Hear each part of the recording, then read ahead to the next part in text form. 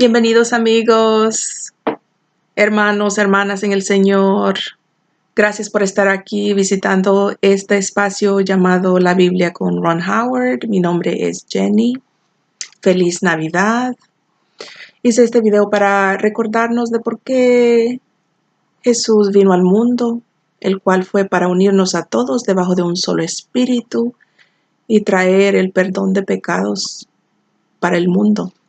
El tema de hoy trata de la promesa que Dios le hizo a Abraham y con esta breve introducción, empecemos.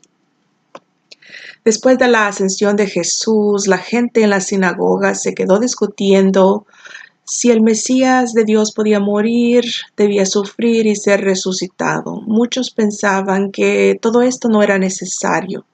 Y es en este ambiente religioso donde encontramos a Pablo en el libro de Hechos cuando leemos la Biblia. En este libro encontramos a Pablo enseñando que el sufrimiento, la muerte, la resurrección del Mesías no solo es necesario, sino también es exigido por la Torá o por la Biblia. Mi parte favorita en este libro es cuando Pablo explica que hay una persona en Israel que completó todos los requisitos de la Torá para ser Mesías. Su nombre, dice él, es Jesús. Para defender su posición, Pablo usa el documento usado en la sinagoga, que es el Tanakh. El Tanakh tiene todos los libros de Moisés, los libros de los profetas y el libro de los Salmos. Debemos recordar que en esa época el Nuevo Testamento todavía no existía. Entonces leamos Hechos capítulo 17, versículo 1 al 3. Dice: Atravesando Anfípolis y Apolonia, Pablo y Silas llegaron a Tesalónica, donde había una sinagoga de los judíos. Como era su costumbre, Pablo entró en la sinagoga y 3 sábados seguidos discutió con ellos, basándose en las Escrituras. Les explicaba y demostraba que era necesario que el Mesías padeciera y resucitara. Pablo les decía: Este Jesús que les anuncio es el Mesías. Hechos capítulo 17, versículo 10 al 12 también dice: Tan pronto como se hizo de noche, los hermanos enviaron a Pablo y a Silas a Berea, quienes al llegar se dirigieron a la sinagoga de los judíos. Estos judíos eran de sentimientos más nobles que los de Tesalónica, de modo que recibieron el mensaje con toda avidez y todos los días examinaban las Escrituras para ver si era verdad lo que se les anunciaba. Muchos de los judíos creyeron, y también un número de griegos, incluso mujeres distinguidas, y no pocos hombres. Ahora quiero que observen aquí cómo la Escritura dice que la gente creía en lo que Pablo decía porque ellos mismos leían sus Biblias. Esto sigue siendo verdad. Es importante estudiar y escudriñar las Escrituras para saber qué es lo que el Creador ha escrito allí. Y si hay alguno entre nosotros que quiere probar lo que Pablo dijo hace casi 2000 años, que abra las Escrituras y empiece a leer, porque el Mesías está allí. No busque a Jesús en libros raros o extraños, porque el Mesías no está fuera de la Sagrada Escritura. Muchos hablan del término Mesías, pero muy pocos saben su significado. Todos sabemos que nuestros hermanos judíos asocian el término Mesías con una figura de rey, como rey de los judíos, o rabino, o maestro, o profeta. Pero en hebreo la palabra significa el ungido de Dios. Y es aquí cuando debe usted tener mucho cuidado al leer su Biblia, porque allí encontrará a muchas figuras bíblicas llamadas el ungido de Dios. Por ejemplo, cuando Moisés unge a Aarón su hermano como sacerdote, o cuando Saúl es ungido como rey de Israel. También encontrará que Israel en la Escritura también es llamado el ungido de Dios. Un ejemplo está en Habacuc capítulo 3, versículo 13. Dice: Saliste a liberar a tu pueblo, saliste a salvar a tu ungido. Comentarios judíos dicen que el término Mesías no es un nombre, sino un título que se le puede dar a una persona, a un pueblo, a una nación. Sin embargo, comentarios cristianos y judeocristianos dicen que la realidad bíblica de este término es que Jesús y su Espíritu habló por medio de todas estas figuras bíblicas que leemos en la Biblia. Porque el Espíritu de Jesús el Mesías es único en su clase, no hay nadie como él. Fue Jesús y su Espíritu el que era la fuente de poder de Moisés, de Aarón y de Israel, porque Jesús y su Espíritu estaba sobre todos ellos. Y acuérdese que ese poder que abrió el Mar Rojo ahora está y vive aquí con nosotros. Isaías 11, versículo 1 al 2 dice: Del tronco de Isaí brotará una rama, una estaca nacerá de sus raíces. El Espíritu del Señor reposará sobre él, el Espíritu de sabiduría y de entendimiento, Espíritu de consejo y de poder, Espíritu de conocimiento y de temor del Señor. Encontré que los rabinos traducen la palabra rama de este versículo como el netzer. Es el netzer. Como ejemplo, los rabinos hablan del árbol de olivo, porque el árbol de olivo puede ser propagado cortándole una rama a un árbol establecido y sembrándolo en la tierra. Y la rama escogida siempre es la rama más fuerte. Y esta rama es la que ellos llaman el netzer. Porque esta rama llamada el netzer salva al árbol de oliva establecido, porque le da descendientes al volverse otro árbol de oliva o de olivo. Y es increíble, pero en la Biblia leemos sobre una ciudad llamada Netzaret en hebreo o Nazaret en español. Y es en esta ciudad que un niño judío llamado Jesús crece. Y es este niño quien ayudará a Israel a completar la gran comisión de traer la Torá o la luz de la Escritura a las naciones. Una misión que Dios le dio a Israel por medio de la promesa que le dio a Abraham.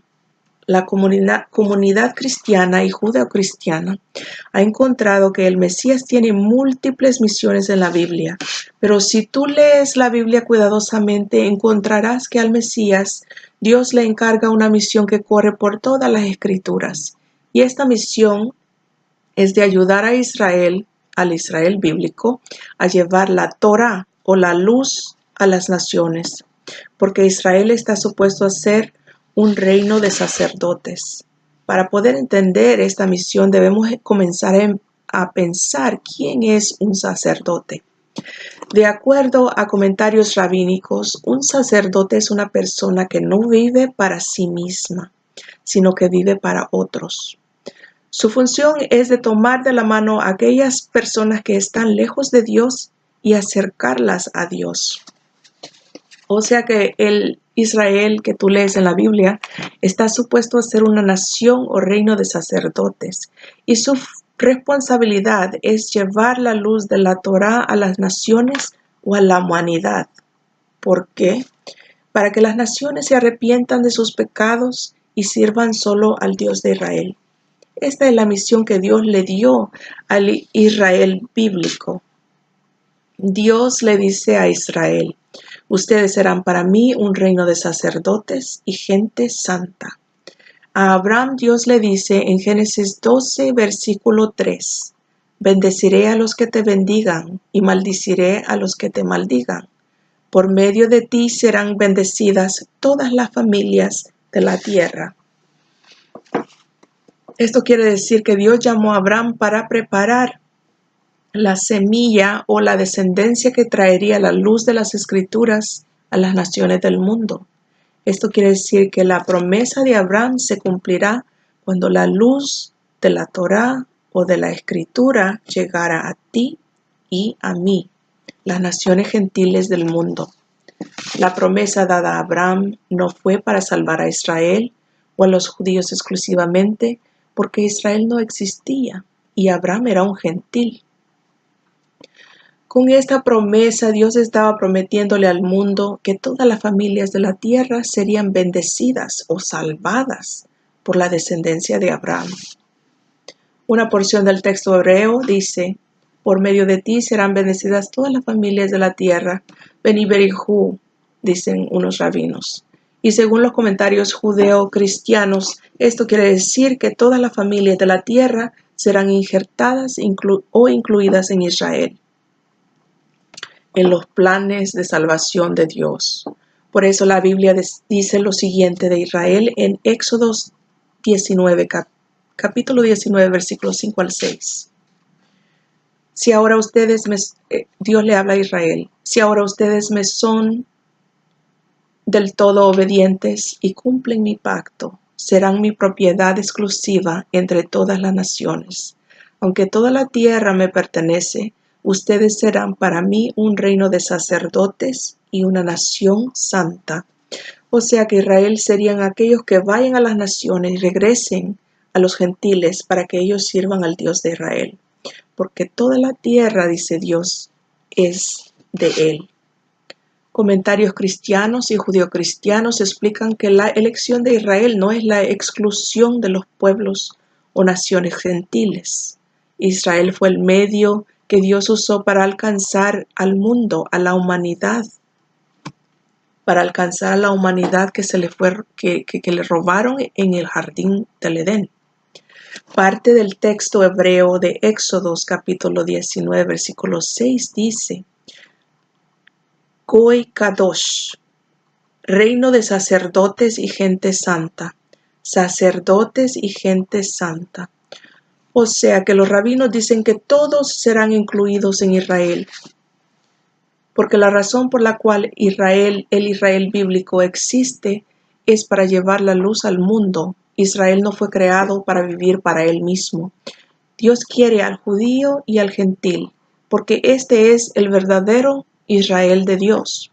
Isaías capítulo 56, versículos 6 al 7 dice: y a los extranjeros que se han unido al Señor, para servirle, para amar el nombre del Señor y adorarlo, a todos los que observan el sábado sin profanarlo y se mantienen firmes en mi pacto, los llevaré a mi monte santo, los llenaré de alegría en mi casa de oración. Aceptaré los holocaustos y sacrificios que ofrezcan sobre mi altar, porque mi casa, o sea, la casa de Israel, será llamada casa de oración para todos los pueblos. Por eso les digo hoy lo que dijo Jesús en Juan capítulo 14, versículo 2. En la casa de mi Padre hay muchas viviendas. Si no fuera así, ya se los habría dicho. Pero si nos basamos en la historia del Israel bíblico, encontramos que como cualquier nación, Israel no es perfecto y falla muchas veces en su misión sacerdotal. Y digo esto porque el Israel bíblico nunca pudo expandir la luz de la Escritura al mundo. Esto es lo que encontramos cuando leemos el libro de Jonás. En este libro encontramos a un judío enviado por Dios a que predique el evangelio de arrepentimiento y perdón de pecados a una nación gentil y idólatra. Increíblemente, Jonás no quiere ir y huye de Dios. Y si usted lee su Biblia cuidadosamente, encontrará que el profeta Jonás no entiende su misión sacerdotal y se enoja de la compasión y misericordia que Dios tiene con esta nación gentil. Jonás se enoja cuando Dios es misericordioso con ellos. Leamos este libro. Jonás capítulo 4, versículo 1 al 4 dice: Pero esto disgustó mucho a Jonás y lo hizo enfurecerse. Así que oró al Señor de esta manera: Oh Señor, ¿no era esto lo que yo decía cuando todavía estaba en mi tierra? Por eso me anticipé a huir a Tarsis, pues bien sabía que tú eres un Dios bondadoso y compasivo, lento para la ira y lleno de amor, que cambias de parecer y no destruyes. Así que ahora, Señor, te suplico que me quites la vida, prefiero morir que seguir viviendo.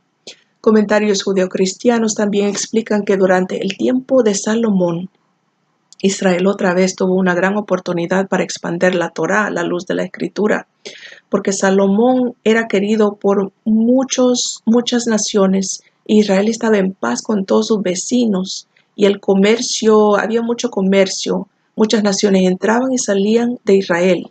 Pero la luz de la Torá, que habla sobre el arrepentimiento y el perdón de pecados, no salió a las naciones. Pero la promesa de Abraham para los pueblos gentiles no iba a fallar. Él nunca se olvidó de los gentiles. Y fue cuando el Israel bíblico falló que Dios mandó a su único hijo a morir en la cruz, porque Dios amaba al mundo, a la humanidad, a los pueblos gentiles. Y un niño judío nació en Belén y se crió en Nazaret para ayudar a Israel a cumplir su misión de llevar la luz al mundo. Que Dios bendiga a Israel, pues trajeron a nuestro Señor al mundo. Jesús le decía a los judíos de su época: ustedes son la luz del mundo. En el judaísmo, la luz representa la Torá, la Biblia, la palabra de Dios, la ley, el camino de Dios. De la palabra de Dios, la Escritura dice, en Salmos 119, versículo 105, tu palabra es una lámpara a mis pies, es una luz en mi sendero. Y fue Jesús un judío quien por primera vez sacó y extendió la Torá al mundo. Fue Jesús, Él fue el que dio la palabra de Dios a los gentiles, completando la promesa que Dios le dio a Abraham. Sabemos que Dios no se olvidó de Abraham porque tú y yo ahora tenemos la palabra de Dios. No hay otro judío en Israel que pueda decir que hizo todo esto para el mundo. Jesús no vino como liberador del pueblo judío. Jesús vino como liberador de la humanidad, del mundo, porque toda la tierra pertenece a Dios. Jesús decía, yo soy la luz del mundo. Leamos Lucas capítulo 2, versículo 25 al 32. Dice, ahora bien, en Jerusalén había un hombre llamado Simeón, que era justo y devoto, y guardaba con esperanza la redención de Israel. El Espíritu Santo estaba con él y le había revelado que no moriría sin antes ver al Cristo del Señor. Movido por el Espíritu, fue al templo. Cuando el niño Jesús lo llevaron sus padres para cumplir con la costumbre establecida por la ley, Simeón lo tomó en sus brazos y bendijo a Dios. Y dijo, según tu palabra, soberano Señor, ya puedes despedir a tu siervo en paz, porque han visto mis ojos tu salvación que has preparado a la vista de todos los pueblos, luz que ilumina a las naciones y gloria de tu pueblo Israel. Ahora Simeón dijo esto porque él sabía que este niño iba a causar que la Torá o la palabra de Dios fuera sacada de Israel y dada a las naciones gentiles. Y él dijo esto porque este niño también iba a glorificar a Israel, ayudándoles a terminar su papel de sacerdotes para el mundo. Isaías 42, versículo 1 dice, este es mi siervo, a quien sostengo, mi escogido, en quien me deleito. Sobre él he puesto mi espíritu y llevará justicia a las naciones. Aquellos que esperan un Mesías que no es judío, un Mesías que no exige que Israel vaya a las naciones, o a un Mesías que no cause que un judío vaya a predicar el evangelio de arrepentimiento y perdón de pecados, está esperando a un Mesías falso. Jesús empujó a su gente judía a que fueran a las naciones de su tiempo. Leamos el libro de Hechos, capítulo 11, versículos 5 al 9, dice, yo estaba orando en la ciudad de Jope, este es Pedro hablando, yo estaba orando en la ciudad de Jope y tuve en éxtasis una visión. Vi que del cielo descendía algo parecido a una gran sábana, que suspendida por las 4 puntas bajaba hasta donde yo estaba. Me fijé en lo que había en ella y vi cuadrúpedos o animales de 4 patas, fieras, reptiles y aves. Luego oí una voz que me decía, levántate, Pedro, mata y come. Repliqué: de ninguna manera, Señor, jamás ha entrado en mi boca nada impuro o inmundo. Por segunda vez insistió la voz del cielo: lo que Dios ha purificado, tú no lo llames impuro. Cuando usted lee estos versos cuidadosamente, observará que con esta visión Dios está preparando a un judío, o Pedro el apóstol, para que él pueda ir a una casa gentil a predicar el mensaje de arrepentimiento y perdón de pecados. Y si tiene tiempo, lea todo el capítulo 10 del libro de Hechos, porque lo que está pasando allí es que los gentiles por primera vez escuchan el evangelio y se arrepienten y son salvados y perdonados por los méritos de Jesús el Nazareno. Y lo más increíble es que el Espíritu Santo es derramado sobre ellos también. Y los judíos dicen en el libro de Hechos, capítulo 11, versículo 15 al 18. Cuando comencé a hablarles, este es Pedro el que está hablando. Cuando comencé a hablarles, el Espíritu Santo descendió sobre ellos, tal como al principio descendió sobre nosotros. Entonces recordé lo que había dicho el Señor. Juan bautizó con agua, pero ustedes serán bautizados con el Espíritu Santo. Por tanto, si Dios les ha dado a ellos, o sea, a los gentiles, el mismo don que a nosotros, o sea, a los judíos, al creer en el Señor Jesucristo, ¿quién soy yo, dice Pedro, para pretender estorbar a Dios? Al oír esto, los judíos se apaciguaron y alabaron a Dios diciendo: así que también a los gentiles les ha concedido Dios el arrepentimiento para vida. Que Dios bendiga al Israel de Dios, porque judíos y gentiles viven allí. Y fue Jesús quien trajo el evangelio del arrepentimiento y el perdón de pecados al mundo. Él enseñó a judío y gentil a amarse los unos y los otros y a servir solo al Dios de Israel.